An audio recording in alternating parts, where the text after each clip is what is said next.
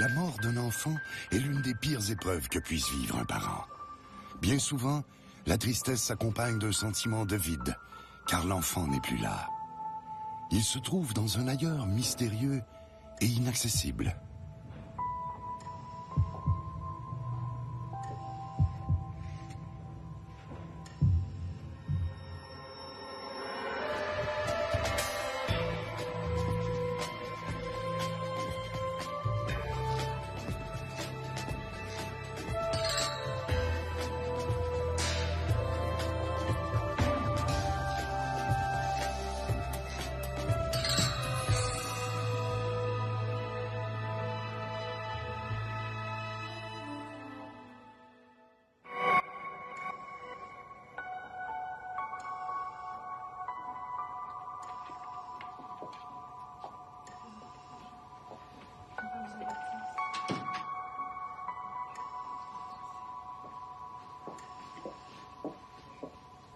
Le 19 décembre 2009, Tali Dion, 12 ans, fait un accident cérébrovasculaire à la maison. Elle décède dans les bras de son père. Son corps est maintenu en vie artificiellement à l'hôpital.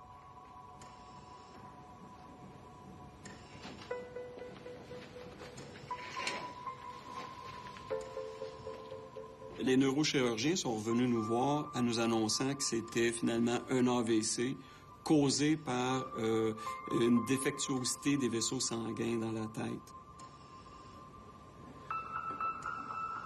Quand je suis arrivée à l'hôpital, ça a été un moment très intense parce que je savais que c'était très grave et c'est un des infirmiers qui m'a reçue et qui m'a dit vous êtes la sœur de Yves? J'ai dit oui. Il dit, vous savez, il dit c'est très grave, hein? J'ai dit oui, je sais, je savais qu'elle était décédée. Recevoir la nouvelle que notre enfant est décédé, c'est genre t'as le goût de te jeter à terre puis pas vouloir te relever. C'est vraiment tu voudrais mourir à sa place.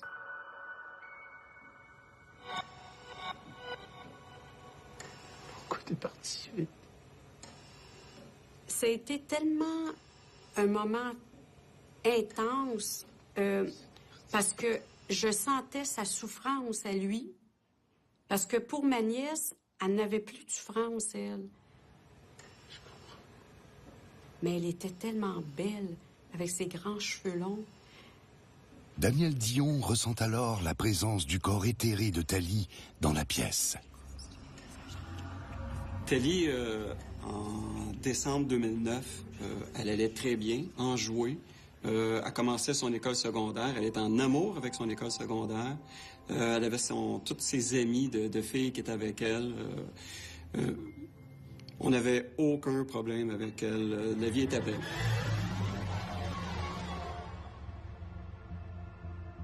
Le 17 décembre, Tali est revenue de l'école et tout allait bien. Elle a fait ses devoirs. Elle avait hâte au lendemain. Elle s'est couchée. Dans la nuit, elle avait mal à la tête. Le 18, j'ai décidé de la garder à la maison parce qu'elle avait trop mal à la tête. Juste des compresses d'eau froide, ça la soulageait.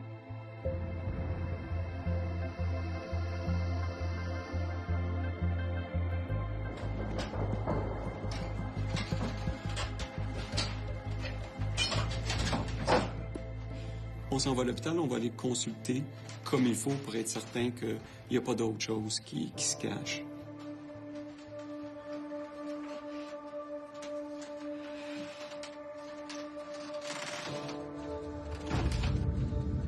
Salut? Ça va? Rendu à l'hôpital, ils l'ont tout de suite pris, puis ils ont mis un solité, puis ils ont pris 6 prises de sang. À ce moment-là, la médecin a même dit que ça ressemble drôlement à une grande migraine. Tali était recommencé correct. Tout allait bien. On est parti main dans la main. Et c'était terminé. Elle est arrivée à la maison, voulait tout de suite se coucher, brossage de dents. Elle était couchée. Bonne nuit. Demain, si ça file pas, ben, tu resteras à la maison. OK.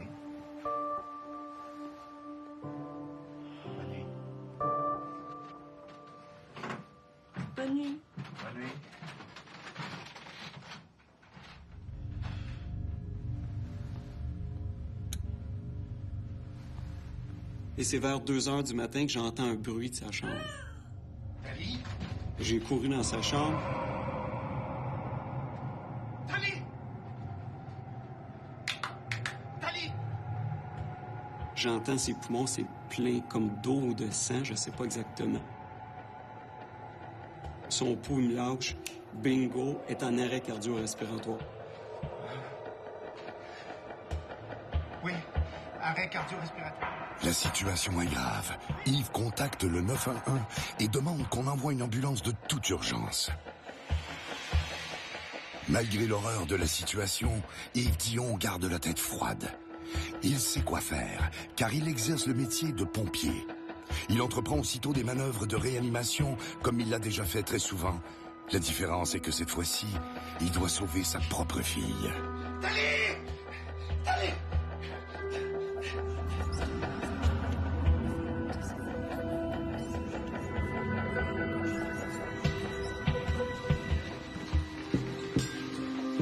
C'est bon, continuez les manœuvres, vous faites bien ça. OK,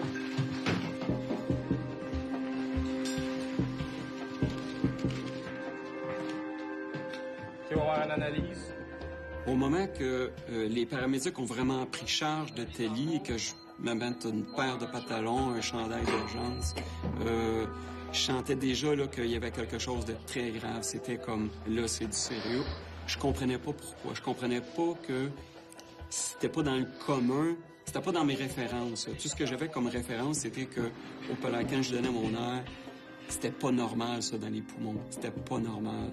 Alors, je savais que les chances étaient très, très minces. Lorsque Telly et les autres paramédics ont rentré dans l'ambulance, moi, je sais exactement ce qui se passe en arrière. Alors, ce qu'ils peuvent dire à l'arrière, je voyais bien que ma fille, elle se réanimait pas du tout. Fait que la seule chance qui restait, c'était à l'hôpital. Là, il n'y a plus rien qui se passe à part de juste entendre les paramédics qui faisaient la réanimation cardiaque.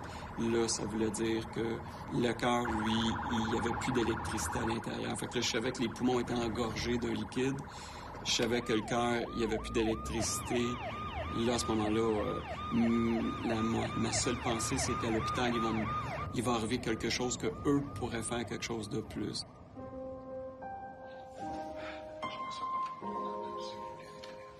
Telly, elle avait dit à sa mère, c'était bien important que si jamais elle meurt, qu'elle voulait que tous ses organes soient donnés. Et elle trouvait ça très injuste qu'elle ne pouvait pas signer pour les dons d'organes. Il fallait que ce soit les parents qui signent. Je suis convaincue que Telly a eu un signe par rapport à cette carte-là. On aurait dit que tout s'est enchaîné. Quand on pense à ça, là, elle a de la peine de ne pas signer elle-même. Fait que dans le fond, là, c'est un peu comme si sa peine, elle savait. Quand il faut signer pour les yeux, il faut signer pour le cœur, les poumons, le foie, les reins, c'est assez... ça vient nous chercher. Mais en quelque part, on savait que on faisait au moins un cadeau à notre fille qu'on... C'était comme ses dernières exigences. Danielle Dion est troublée par un autre événement qui, croit-elle, est lié au décès de Tali.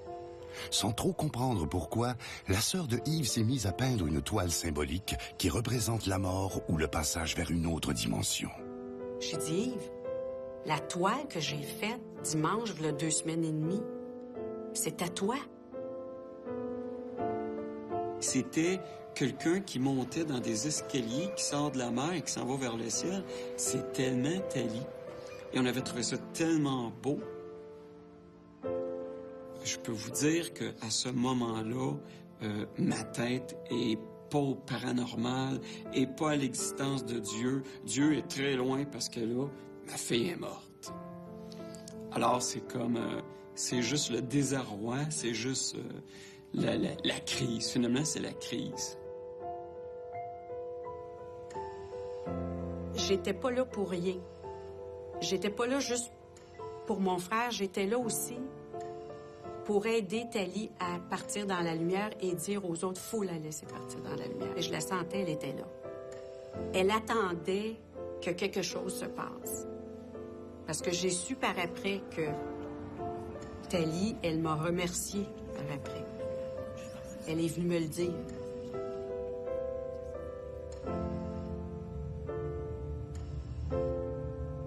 Quand j'ai senti le départ, que Thalie, vraiment, qu'elle s'en allait dans la lumière, le ressenti était très fort.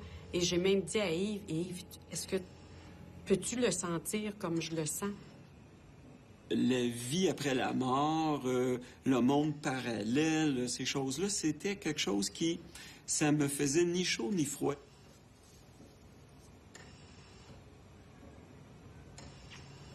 Son corps physique est parti après. Mais pour le corps astral, et plus, c'est la lumière qu'elle a à l'intérieur. Guylaine Roch, infirmière, a elle aussi été témoin de phénomènes similaires. Je travaillais de nuit, j'étais fatiguée et j'étais dans un service privé avec un patient qui était maintenu en vie artificiellement avec un respirateur. Puis à un moment donné, j'ai vu une forme lumineuse qui avait la forme du corps du patient. Ensuite, ça s'est comme élevé. J'étais allée voir le patient puis pour me rendre compte que le patient était décédé. Il m'était jamais vraiment arrivé quelque chose en lien avec le paranormal, quelque chose qui a rapport au paranormal. C'était correct pour moi qu'il y ait des gens qui y croient, comme ma sœur Danielle y croyait. Yves Dion ne comprend pas tout à fait le sens des propos de sa sœur Danielle au sujet du passage de Thalie vers la lumière. Malgré sa grande tristesse, il reste à l'affût d'un signe que pourrait lui faire sa fille décédée. Yves Dion est sous le choc. Sa fille de 12 ans, Thalie, est décédée subitement d'un accident cérébrovasculaire. Le père a du mal à accepter la mort de sa fille. Il fera tout en son pouvoir pour obtenir un signe d'elle. La douleur était tellement intense et il essayait de retrouver Thalie. Il voulait tellement qu'elle arrive dans ses rêves, il voulait tellement la sentir près de lui, il voulait savoir où elle était. Alors, ça a été un moment très, très difficile pour lui. Je le sentais tellement complètement vidé. Et plus les jours avançaient, plus les semaines avançaient, il était complètement vidé. Et j'ai pas pu... J'essayais là, le plus possible avoir un contact avec lui. J'étais à peu près la seule personne qui lui parlait de sa fille. Parce que lui, il la cherchait. Il voulait lui toucher. Il voulait la voir. Il disait, ça peut me faire au moins un signe qu'elle est bien de l'autre côté. Et pour lui, c'était tellement important. Puis je comprends que c'est important. Tu viens de perdre ton enfant. Je veux dire, c'est comme si... puis en plus, il voulait tellement la sauver.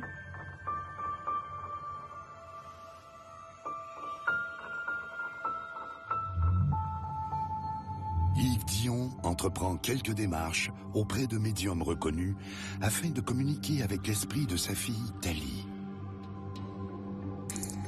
Il y a des gens qui vont juste venir, ils ont besoin de savoir si la personne qu'ils ont aimée, la personne qui est partie, est-ce qu'ils vont bien? Si les gens sont décédés sans qu'ils aient pu terminer quelque chose, alors ils vont venir pour cette raison-là. Il y avait comme un déclenchement pour moi. Est-ce que je peux parler à ma fille, savoir si... Est-ce que son âme peut encore vivre? Parce que moi, je sais ben trop que là, elle est décédée. Il dit peut-être que ma fille, elle va être là. Mais ça arrivait pas encore. Ça arrivait pas.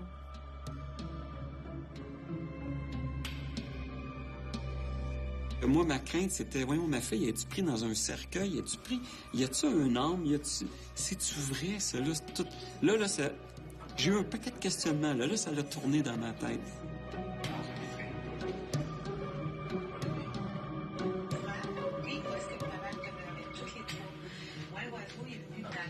Un soir, en regardant la télévision, je tourne les postes, j'arrive à Canal D, et là, il y a une émission qui est déjà débutée, et il y a une dame qui parlait à la télé qu'elle était guérie du décès de son fils, qui avait été malade durant des années de temps. Elle avait les mêmes sentiments, la même douleur vive que j'avais. Et là, j'ai dit, mon Dieu Seigneur, OK, je la comprends, cette madame-là. J'ai vécu moi-même d'abord une grande épreuve dans ma vie. J'ai perdu un enfant en 2003. Et à cette époque-là, j'ai reçu un message de mon fils 1 mois et demi après son décès qui m'a vraiment secouée. C'est pas quelque chose que j'avais été chercher, c'est venu à moi. Et ça l'a emmené vraiment à un éveil à l'intérieur de moi. La porte était fermée à double tour par ma profonde tristesse. Quand j'ai vu Madame Lafortune à Canal D, je peux vous dire que j'y ai cru, ou en tout cas, je voulais bien y croire. Alors, c'est à ce moment-là que j'ai décidé de commander son livre. Les événements arrivent au fur et à mesure qu'elles doivent se présenter. Mais je pense qu'on a tous à l'intérieur de nous, et c'est là qu'on le voit, des forces qu'on ne connaissait pas. Et que si on n'avait pas eu à vivre ces étapes-là, on les aurait jamais vécues. Lors de la lecture de son livre, je peux vous dire que j'ai pleuré énormément. Ce qu'il y avait d'inscrit dedans, toute sa peine qu'elle avait eue, c'était vraiment très, très similaire à ce que je vivais. Et ce livre-là a été une révélation pour moi. J'ai reçu un courriel d'une personne, un papa, qui était endeuillé de sa fille qui voulait prendre un rendez-vous en écriture inspirée. Il avait déjà lu mes 2 livres et ça lui avait apporté beaucoup de réconfort au cœur. Lorsque je suis arrivé au rendez-vous de Madame Lafortune, je m'attendais à avoir une communication aussi bien structurée, avec des détails très précis. J'ai senti qu'il y avait beaucoup d'inquiétude à l'intérieur, de l'attente, une ouverture, mais avec beaucoup de résistance. C'est sûr que le parent veut en savoir plus. C'est son enfant. Donc, il va être conscient du besoin de son enfant dans la vie de tous les jours. En principe, le parent est là pour s'occuper de l'enfant. C'est la même chose comme quand l'enfant décède. Mais il y avait une attente précise. Il avait demandé la veille, comme moi j'avais fait à l'époque, un signe précis de sa fille. Et il restait accroché vraiment à ça. C'était la seule chose qu'il voulait entendre.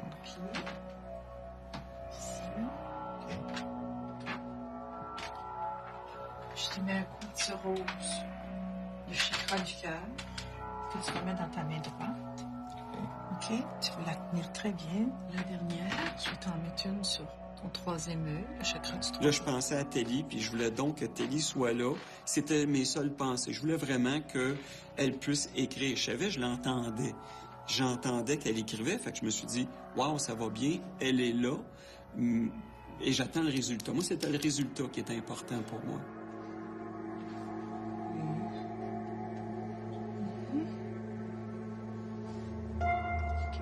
Pas si vite, pas si vite. OK.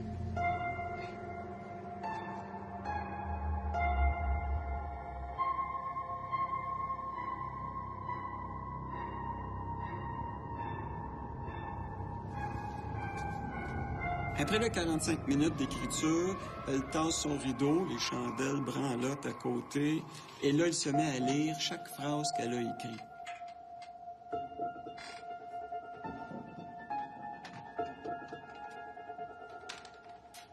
Elle le savait que j'étais pompier, puis il y avait beaucoup dans son texte des choses qui parlaient de flammes, qui venaient de Telly, et ça, et là, ça m'a un petit peu décroché, ça.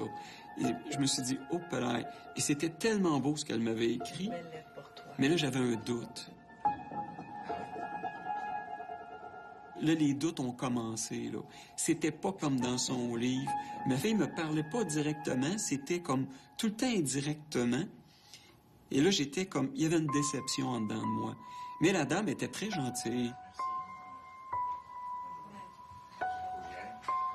J'ai le doute dans les mains. Mes 15 pages sont là. Je sais pas trop quoi penser. C'est trop en même temps. Juste avant de partir, je dis à Yves, je sens que Thalie m'invite à lui présenter un jeu de cartes avec des images. Et là, il y a à peu près une 60aine de cartes, puis elle me fait une belle spirale, puis elle me dit, Yves a dit, pige une carte. Et là, je pige une carte au hasard, je la vire, et là, c'est un arc-en-ciel qu'il y a dessus. Et la carte lui parle justement de ne pas laisser l'ego, le mental, fermer sa porte et de réouvrir à plus grand. Qui peut avoir énormément de magie dans sa vie s'il rouvre son cœur.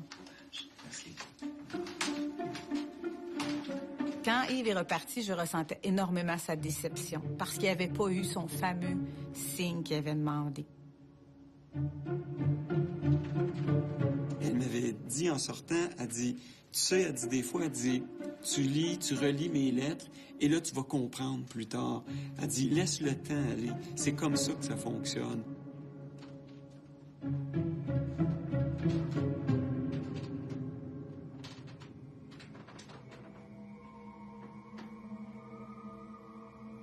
J'avais une déception, moi, profonde, parce que je me suis dit, il peut pas rester comme ça. Je la sens si profondément, sa douleur. Mais en même temps, qu'est-ce que je peux faire de plus?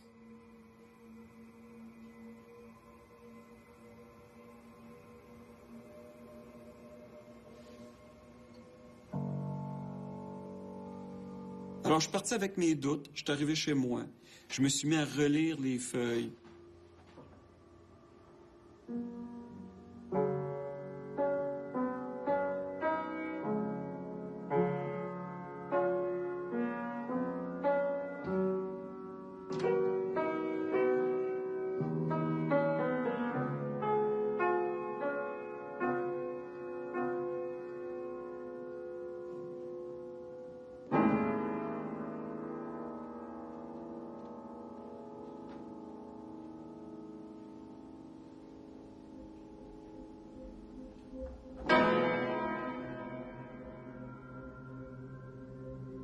Yves Dion croyait bien pouvoir communiquer directement avec sa fille. Il a besoin de savoir qu'elle est bien, qu'elle existe toujours dans un autre univers. Malgré sa déception, il reste déterminé à prendre contact avec l'esprit de Thalie.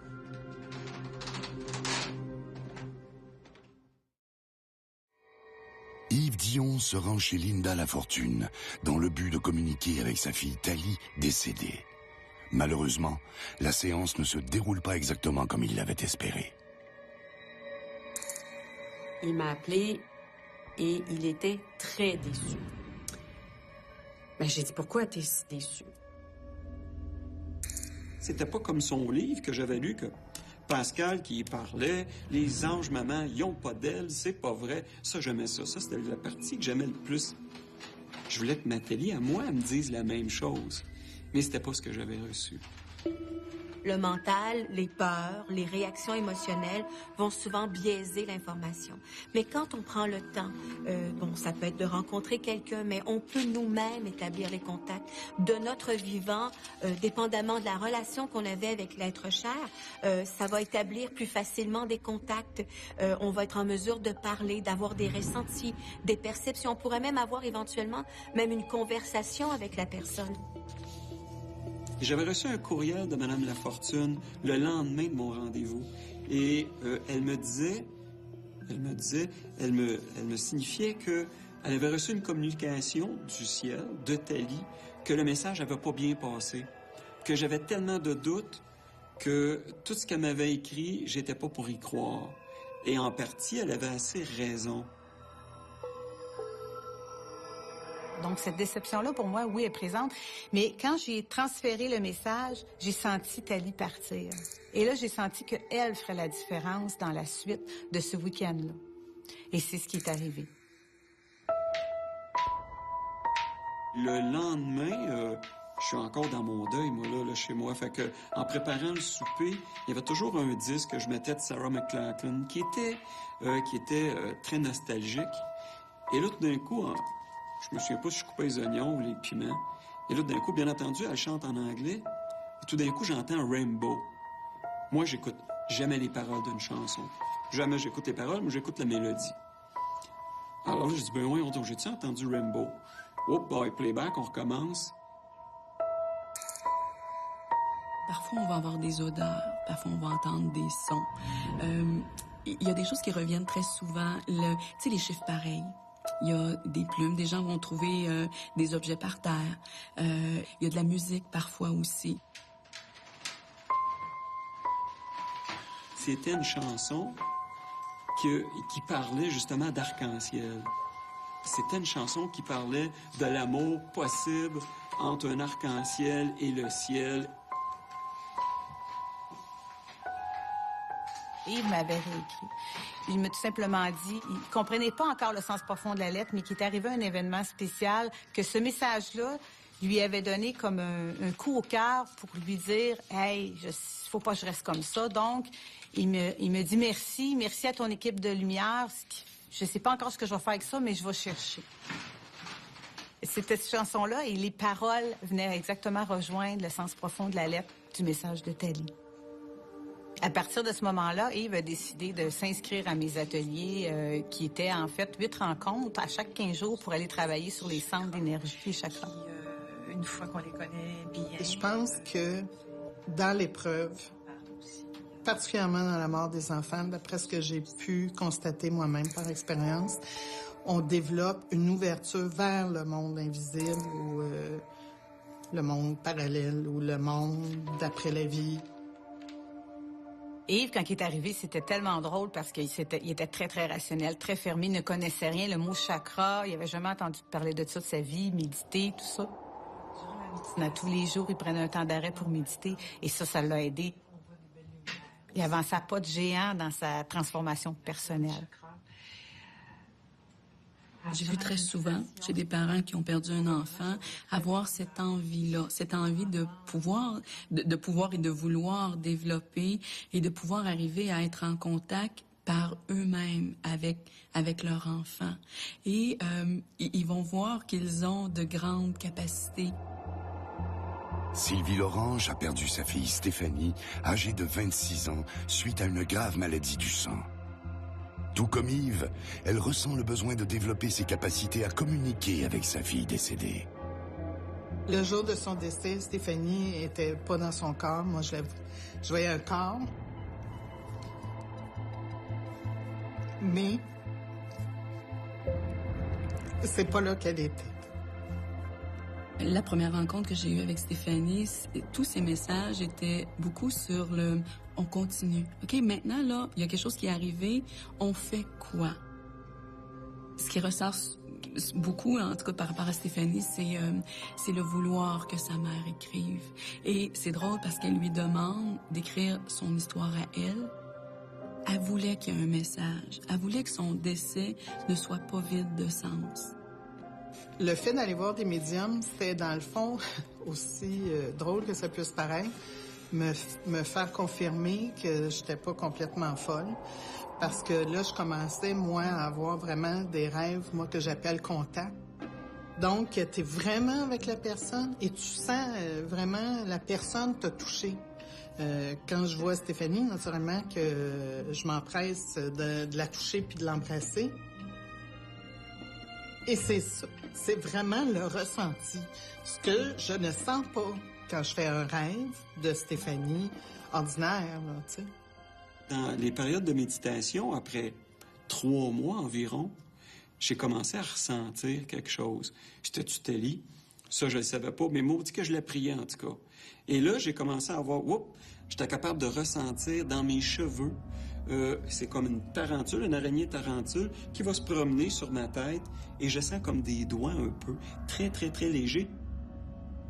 Il est rentré là-dedans, puis là, c'est devenu très, très fort. Là, il y a eu les roches, il y a eu bon, puis à un moment donné, bon, il a commencé à avoir des ressentis. Mon bras qui a commencé à faire un peu comme la chair de poule quand on va écouter une musique qu'on aime beaucoup, on va avoir les poils qui vont nous redresser. Ça donnait un peu cet effet-là. C'est sûr que lui, il allait chercher là, pour avoir des ressentis de sa fille. Alors, puis je le comprenais, là, puis là, je me disais, Thalie, aide-le, là.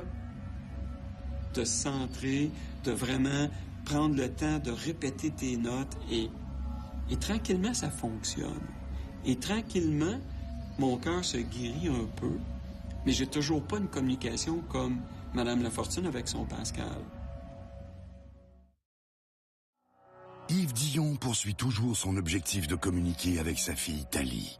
C'est pourquoi il travaille à développer sa sensibilité avec l'au-delà. Il se sent maintenant prêt à entreprendre une nouvelle séance d'écriture inspirée avec Linda Lafortune. Cette journée-là, de mon rendez-vous, je m'avais mis dans la tête, j'ai dit, il va sûrement se passer quelque chose. J'allume mes chandelles et je sens Thalie, mais là, elle prend beaucoup d'espace et il est rendu presque 2 heures et il n'est pas arrivé. Et j'entends, il va être en retard. Papa va être en retard. Voudrais-tu dessiner quelque chose pour moi? Il y avait un incendie à Granby. Il y a eu un grand détour. J'étais arrivé 20 minutes de retard. Et pendant que j'étais dans mon auto, ce temps-là, j'arrêtais pas de dire à ma fille, Thalie, dis à Linda que je vais arriver en retard. Il y a un incendie.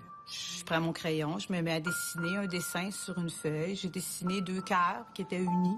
Je sens énormément d'amour et comme une espèce de petite étoile qui tourne, comme si c'était comme une petite étoile de mer, mais ça fait comme un petit tourbillon d'énergie. Puis elle me marque « Je t'aime, papa ». Et moi, je comprends pas trop, mais ça va être le début de sa lettre. Je mets la date.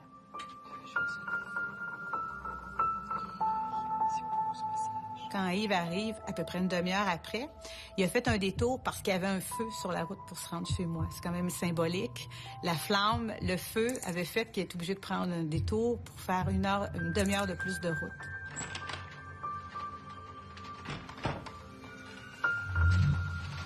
Excuse-moi. Et là, Mme Lafortune, elle me dit, écoute, je rentre chez elle. Et là, elle me dit, écoute, Thalie est déjà venue. Je lui montre le dessin. Et là, il est venu tout ému. C'était exactement ce qu'il avait demandé la première fois qu'il était venu chez moi, en octobre.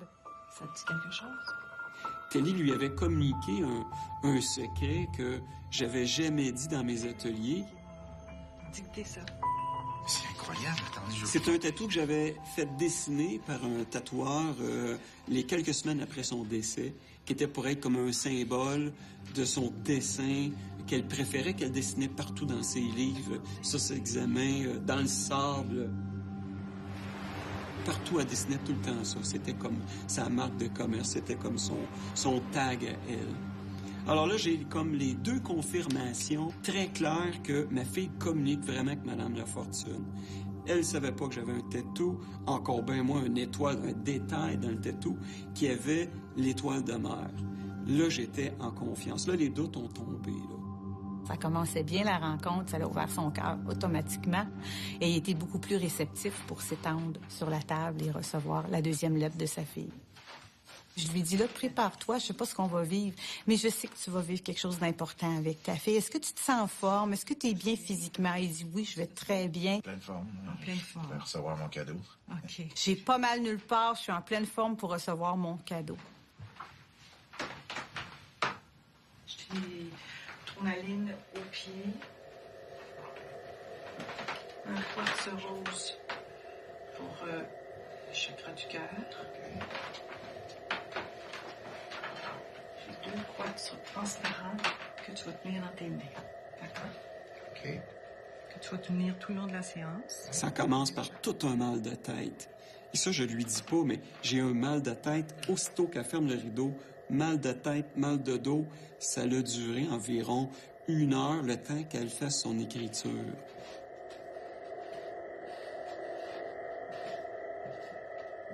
Je sens beaucoup d'émotions. Je suis très émotive.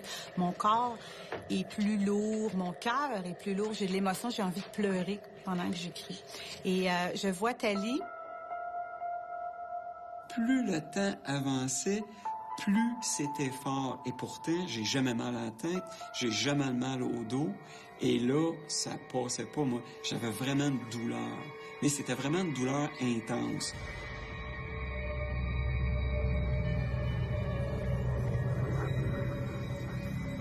Et il est couché en arrière de moi, là. Mais moi, j'ai les yeux fermés. Quand je reçois, je me tourne un petit peu à gauche, comme ça, sur mes yeux. Et je vois l'information, les codes, les clés qu'on me donne, et je les écris. Thalie! Et je vois Thalie qui est penchée au-dessus du front de son père, qui dépose ses mains et qui lui dit « Ouvre ton esprit, papa. Il y a une résistance, on a un travail à faire ensemble. » Et je sens que Yves respire doucement, va et vient dans sa respiration, et qui se détend. Sans regarder, je capte ça. Je savais que Tali se promenait là parce que je le sentais sur mon nez, je le sentais dans mes bras. Je le ressentais même un poids sur moi, tellement que je savais qu'il y avait quelque chose qui se passait entre Mme Lafortune, moi et Tali, bien entendu.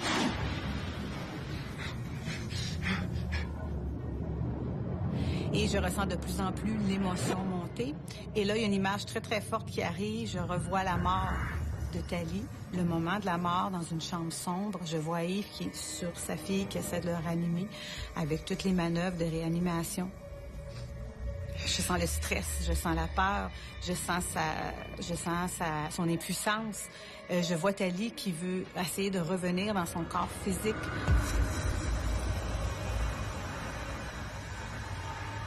La personne décédée, que ce soit un enfant ou un adulte, au moment où la personne décède, on dit « rend l'âme ».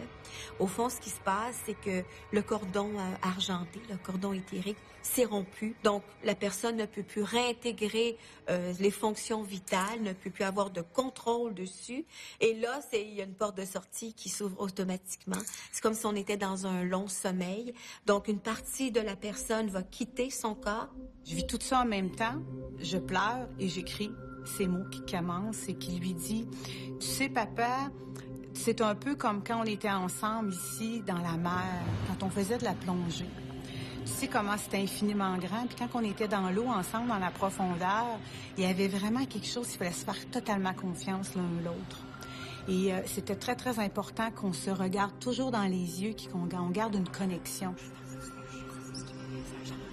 Je pleure, j'ai de la misère à écrire et je ressens énormément d'amour, mais en même temps, quelque chose qui doit se libérer. J'ai de la misère même je respire difficilement quand j'écris ces mots-là. Et là, elle me dit, tu sais, papa, ce fameux soir-là, le jour de mon départ, ben tu sais, le corps physique, c'est comme le costume. Tu sais, le costume, comment il était lourd pour moi. Eh bien, c'est un peu la même chose quand j'ai monté dans la lumière. J'avais des guides à côté de moi, je te voyais qui essayaient de remettre mon costume. Mais je ne pouvais plus le mettre. Je ne pouvais plus rentrer dedans. Il était déjà rendu trop petit pour moi. Et elle avait tellement d'émotions. Elle était tellement désolée de ne pas être capable de rentrer dans son corps. Quand j'ai ouvert mes yeux, c'était blanc dans la pièce. J'avais jamais vu une lumière aussi immaculée. C'était blanc partout. Et c'était magnifique. C'était tellement intense que j'ai été obligée d'ouvrir les yeux, de me recentrer, respirer.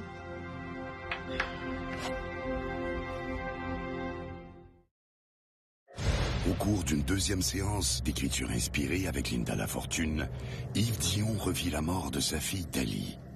L'expérience est éprouvante, voire douloureuse pour le père éploré. Pour sa part, Linda Lafortune doit se concentrer sur le message que lui livre Tali. Elle disait à son père, à sa famille, qu'il fallait qu'ils comprennent le sens profond de sa mort, que c'était pas injuste, qu'il fallait que ce soit comme ça, qu'elle avait compris pourquoi et qu'elle voulait énormément qu'ils soient heureux, tout le monde, qu'ils continuent leur vie avec elle dans leur cœur. Madame Lafortune, quand elle a terminé, lorsqu'elle a terminé son écriture, là, elle a fallu qu'elle prenne aussi un break.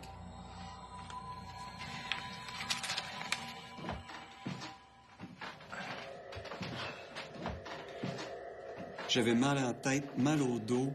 Elle était complètement bouleversée. Je vais t'enlever tes pierres. Quand j'ai eu terminé de la lettre, parce que c'est comme un signal qui me dit, bon, c'est terminé, je me suis levée, j'ai pris des grandes respirations, et quand j'ai tiré le rideau, j'ai vu Yves, il m'a dit, Linda, j'ai eu mal à la tête, j'osais pas bouger, j'avais peur de te déranger, il m'a dit, je suis plus capable, une douleur dans le bas des reins, une douleur à la tête. Ça avait été tellement profondément le marqué dans tout l'intérieur de son être que ça avait pris énormément de force intérieure. Elle a dit, c'est toute une lettre. Tu as reçu tout un cadeau de ta fille.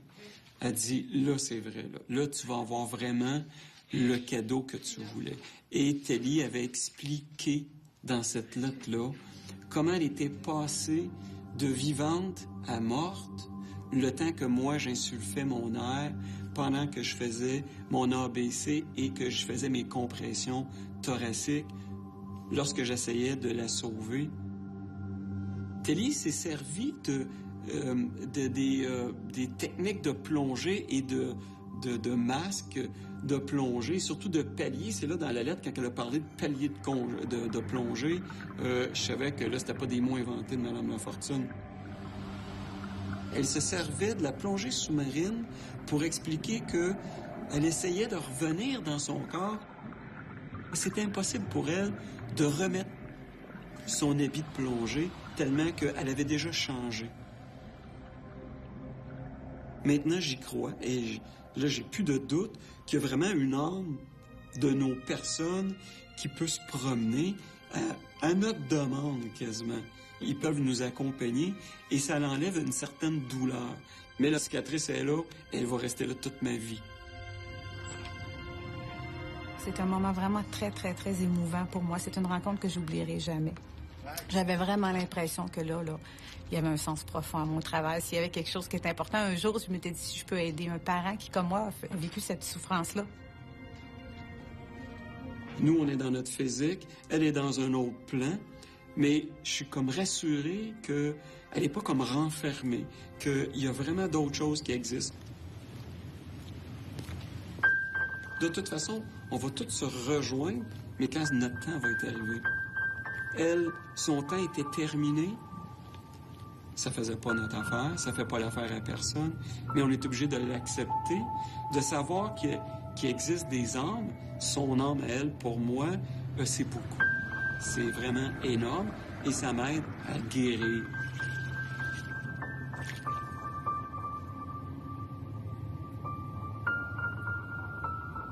Telly, elle, avant, j'étais même pas capable de la reconnaître. Maintenant, je suis capable de reconnaître tout le front, les cheveux, jusqu'à peu près son nez environ, et même les yeux qui peuvent battre. Et ça, c'est toute une communication. C'est pas de l'écrit, c'est pas des paroles, mais je suis capable vraiment de la voir. Un parent qui perd un enfant, c'est quelque chose pour le parent de tellement difficile. Ces parents-là, leur perception de la vie après la mort est très changée. Oh mon Dieu, que maintenant je ne suis plus Thomas. Je me rends compte que ces choses-là existent. Je les ai vécues et j'ai eu la chance d'avoir des contacts avec Stéphanie dans l'au-delà. Alors, je peux pas faire autrement que d'y croire. Je dirais que Yves, il y a vraiment une grande, grande force dans la perception, dans son ressenti. Ce qu'il voudrait, c'est entendre sa fille. Pour le moment, il ne l'entend pas, mais il travaille très fort pour y arriver. Est-ce qu'il va y arriver un jour? Je ne sais pas. La journée du premier anniversaire, je me suis rendu seul à l'église Notre-Dame, qui était un lieu qu'en famille, nous allions à chaque année pour Noël, justement. Alors, j'étais allé prier, j'étais allé méditer dans l'église. Rien ne se passait. Et pourtant, c'était le premier anniversaire. Pour moi, c'était comme... J'avais déjà des ressentis, alors j'aurais dû recevoir quelque chose. Ça fonctionnait pas. Sors de l'église, et là, il y a une boutique qu'en famille, nous allions tout le temps. Je rentre 2-3 pas, il y a un nouveau comptoir, et c'est toutes des figurines d'Harry Potter.